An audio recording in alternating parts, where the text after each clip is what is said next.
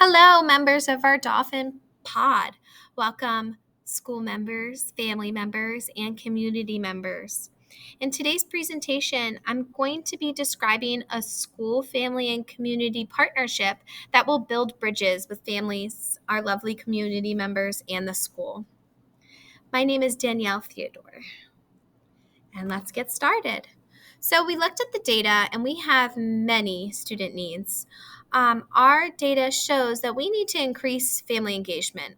Okay, family engagement is going to help support our students in their learning. It's going to help them increase their student outcomes. It's going to improve school behaviors and student social skills, and it's going to contribute to improve relationships among families and the staff and the community. Our goal is to increase family, school, and community engagement to improve our school climate and strengthen the ties, strengthen family participation engagement, and this will increase student outcomes. We also looked at the data and saw that we have many barriers that are preventing effective communication, such as perspectives. We have many families with different perspectives. We have language barriers and cultural differences. So our increase in collaboration and working together with school, family, and community members will help overcome these barriers. So, what is our vision for this partnership that's going to do all these wonderful things? Well, our vision is we're going to increase our communications with families and community members. We're going to be collaborating, and this is going to be ongoing. Okay, so over time, we're going to be building this partnership that increases family and community engagement and is improving our educational outcomes for our students. Our goal, our vision is that all of these members, all of these important stakeholders, the school, the community, and families are working collaboratively. They're sharing their ideas, they're developing and implementing and evaluating equitable school-wide activities together. Our goal, our vision, is to schedule bi-monthly school events and activities that create a healthy and supportive school culture here at Waters Landing. We want to promote family engagement and create these equitable collaboration opportunities with families and community members that celebrate cultural diversity that's seen within our school neighborhoods. We want to work together with all these stakeholders in a coordinated manner to build these supportive and trusting relationships. And finally, our vision is to develop a school culture that increases not only family engagement and involvement, but also community involvement. So, what are our proposed activities and strategies as part of this partnership? Well, first things first, we are going to create a feedback system, and this feedback system is going to be a way of communicating with families. We're going to be sending out a communication survey for families to complete to highlight their preference for ongoing communication. Researchers have identified that communication is one of the most important components in promoting positive family-school relations, and there's many studies that show that students do better in school when parents and teachers communicate frequently. My goal is to give families a feedback system to determine their preference for ongoing communication. Our goal, our vision, is to increase two-way communications with all of our families to best support our students and help them get to student success. We do recognize that here in our school, it is particularly difficult for migrant families and families coming from low socioeconomic backgrounds to participate in these two-way communications. I do understand that different populations and different individuals may prefer different modes of communication for different purposes and occasions. So, this feedback system is going to help teachers and help the school get a preference on how the families in the school want to communicate with the school, whether that's written or oral. Now, this feedback system will only succeed if we get a lot of buy-in from parents. Okay, so teachers at the teacher level are going to really have to advocate this feedback system and work towards getting all of their families, the students' families, to respond. The next strategy that we're going to use in this partnership is the classroom family survey. Okay, and this is going to again be at the teacher level, and the teachers are going to be sending a classroom family survey to their families to complete. And families get to highlight their skills, their hobbies, and their areas of expertise. And this information will help teachers have a better understanding of their families and ways to involve them in our upcoming bi-monthly school community and family events. And these will both be held in school and after school to accommodate our families.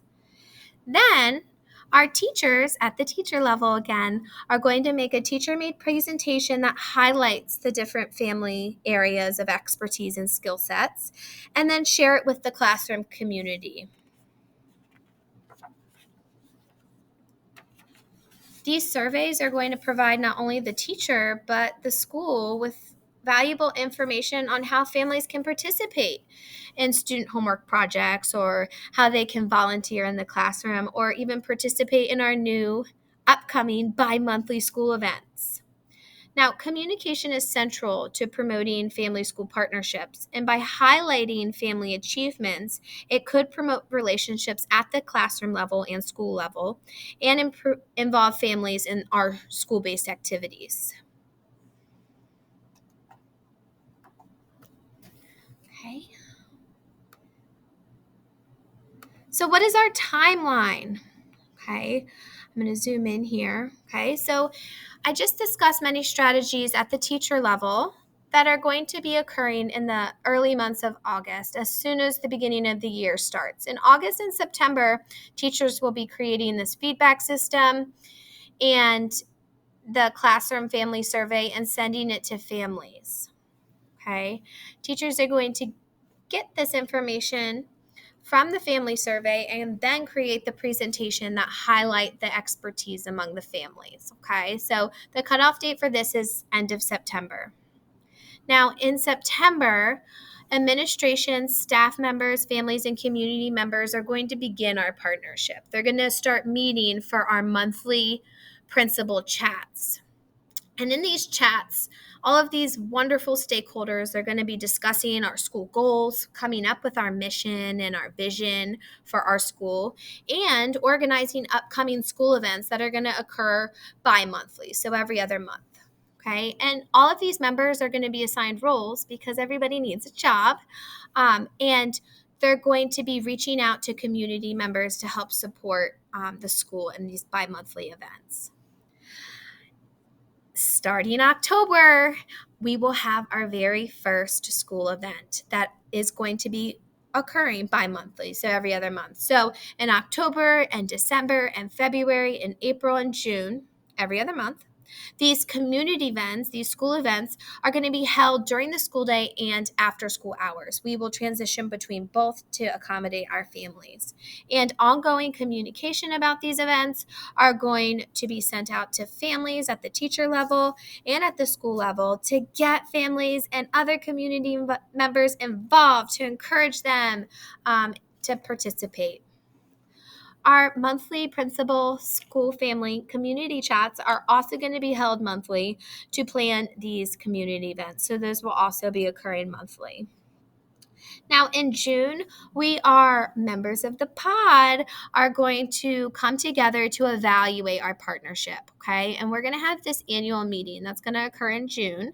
And the stakeholders, all of these staff members, the principal, the families, the community members, are going to use a framework to assess our school family community partnership. What are some grows? What can we do better? What are some glows? What are some awesome things that are happening that we want to keep for next year? These are awesome, important things that we're going to discuss at that meeting. And we're going to dive deeper later in the presentation. So hang on tight.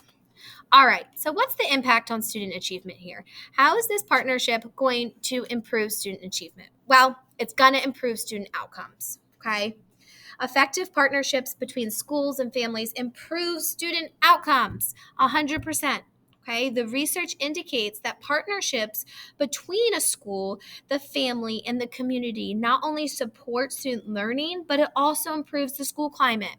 It strengthens family participation engagement.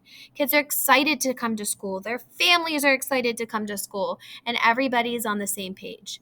So it's supporting student learning. It's also improving behavioral and social concerns as well, and those important skills in life that we need our students to have. Okay? The studies have also shown that effective partnerships among families, teachers, and community members improve academic outcomes, social, behavioral skills, but also it improves student attendance. Students feel motivated to come to school. They feel good about school. They feel good about themselves attending school. So it's doing all of these wonderful things that is going to impact our students here at Waters Landing. While this is all occurring, our school climate and our school culture is becoming more collaborative. Okay, we feel supported by all of these great stakeholders, and our family participation and engagement is going to be strengthened. Okay, and also our community ties are going to be strengthened as well because we're all working together towards a common shared vision and goal. Okay, a lot of exciting stuff, I know. All right, so how are we going to evaluate? Okay, to ensure growth and productivity of this wonderful partnership, a framework needs to be used to measure and evaluate the success of it. Okay. The key principles for evaluating this family, school, and community partnership are we sharing the same common goals towards the school's mission and vision? Okay, that's very important. The partnership needs to support a shared set of goals established by all of the partners involved. These goals need to be aligned with both the community's vision, the family vision, and the school's vision for our school. We also need to establish a partnership with community members that is bringing outcome-driven activities and events. Okay? These events that we're putting together, are they benefiting the school? Are they benefiting our students? Are they benefiting families? Do we have positive outcomes from these events? We also need to have clear, consistent communication between all stakeholders. If we're not all communicating, then we're not working very collaboratively, okay? So we need to make sure that our stakeholders are communicating constantly. We're having clear, consistent communication, okay? And finally, the partnership has responsibilities for relationship building and continuous improvement, okay? So we need to be building relationships with families and community members. So how are we doing this? Are we doing a good job? How can we still improve? To be successful, administrators must assess the partnership in this annual meeting. All of the major stakeholders need to be there, and we need to use this framework involving our 5 key principles to ensure that they're there. What could we do better? Okay. Administrators are going to be meeting annually with the stakeholders to discuss these principles for this framework. We need to discuss are we implementing this to the best of our ability? Or do we need to do better? What areas do we still need to grow in? So in this meeting, we're going to be discussing evidence of strong implementation or weak implementation. What are our glows? What are our grows? Okay. And putting a plan together to strengthen the partnership the following year. All right. Do we have any questions? If you do, you can stay after with me. Thank you so much. Bye-bye.